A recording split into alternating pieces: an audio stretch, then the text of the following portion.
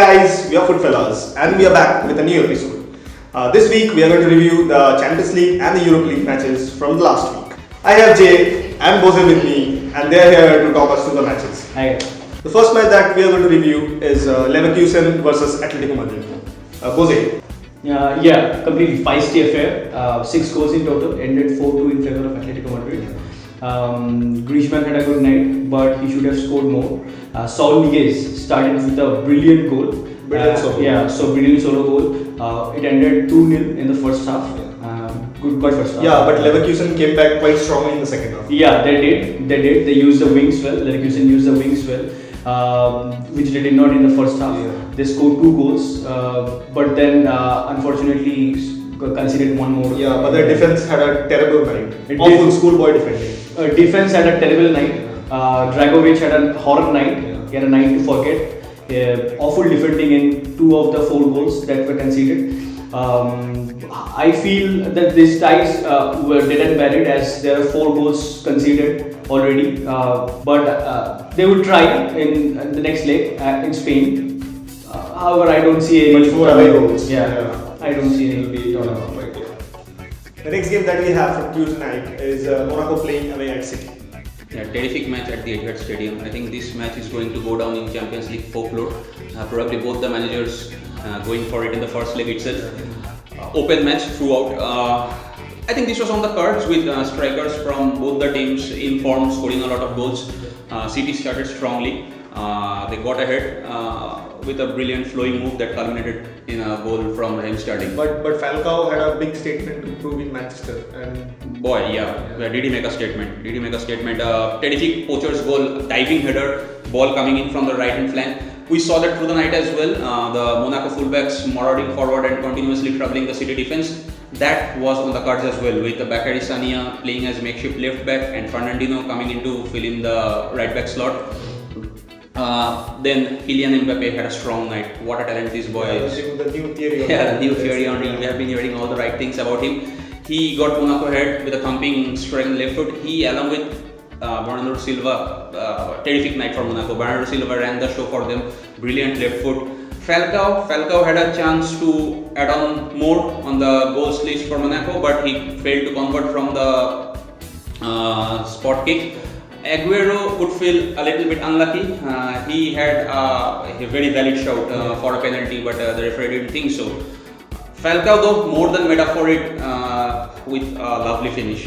Terrific dink over Caballero's head. But schoolboy defending from Stones. Schoolboy defending. We are getting accustomed to this now, I dare say. He's not living up to his £50 million price. Not at all. Making big mistakes in big matches.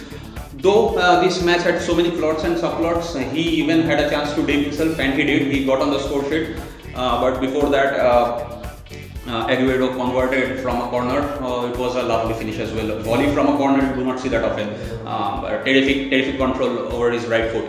Monaco defense had, were to blame for that, but you cannot take away the finish that Aguero showed there. And then Sane put the match beyond doubt with the late 5th goal again. Yeah, he had a fantastic night. Sane, he played brilliantly. Yeah, probably. And Subasic also made a howler. He made a howler, yes. Excellent point that you made here. Yeah, I think that goal led City to believe that they could get back in this tie, and they did. Credit to Guardiola and his team, and they kept pressing, and it was a thorough professional performance in the final third from Manchester City. An excellent game for the fans. The next match that we have is Juventus playing away to Porto. Juventus was the better side on the night, as we can see from the scoreline as well. But the first half was pretty dull, except from the madness from Telles. He saw 2 quick yellow cards, which resulted in a red card obviously. It was the 27th minute of the game only. But it took up to the 45th minute for Dybala to hit the post. But Juve kept on pressing in the second half. They were clearly going for another goal. Yeah, they were clearly going for another goal. It showed in their substitutions as well. They made quick substitutions. And it was ironical that both the substitutes, Piyaka and Dani Alves, got on the score sheet. So 2-0 the score line on the night. I feel this game is dead and buried. I don't see a way back for Porto in the next game. We also don't. Yeah. The last match that we have today here is Leicester playing away at Sevilla. Yeah, the match ended 2-1 in favor of Sevilla. Sevilla would be kicking themselves for not putting this tie beyond doubt for the second leg. They had a whole lot of chances, couldn't convert.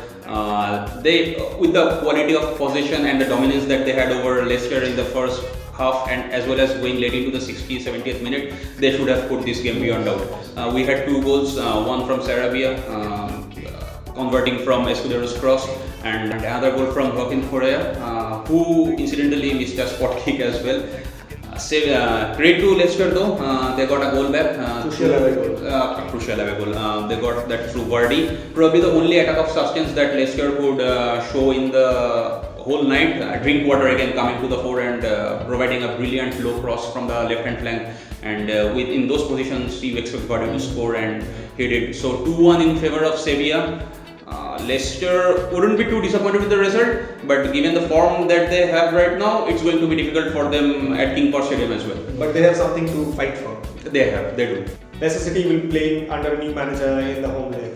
Claudio Ranieri was sacked, and he won the Premier League last season, but this season things haven't been going well for them. They are involved in a relegation battle. The club management had to make a choice, they had to take a decision, and they decided that to sack him is the only way to go forward. Yeah.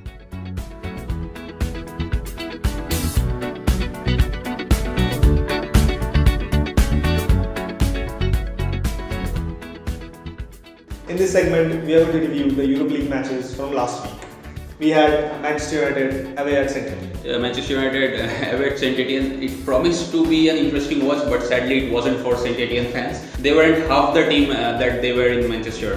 Probably the early goal from Mkhitaryan sealed this tie, and we didn't see anything of substance really coming from St. Etienne. One big talking point from the match would be Mkhitaryan's injury, with Manchester United having to play a League Cup final in 4 days' time. I think it's going to worry Jose Mourinho with the form that he was in.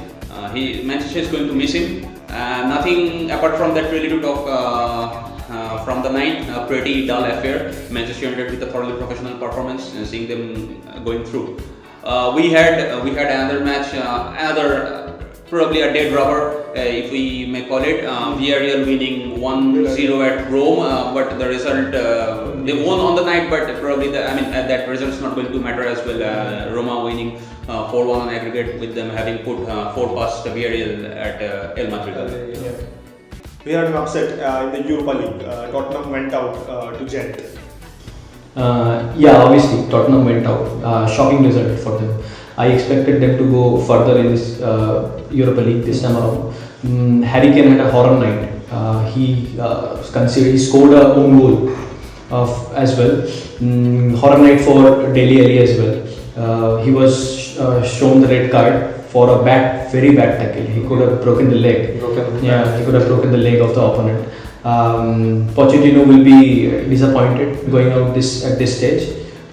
They should have won this match. Everyone expected them to go through. But shocking result for them. We had a great comeback from Mönchengladbach. Great comeback indeed from Mönchengladbach. Great comeback. They were 1-0 down from the first leg.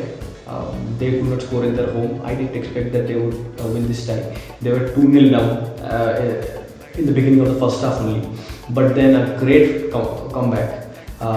Wonderful hat-trick from Lars Stindl, which saw them progress, and the late goal from them again, which saw them progress 4-3 on aggregate. I did not expect this from them, but they really no one expected it.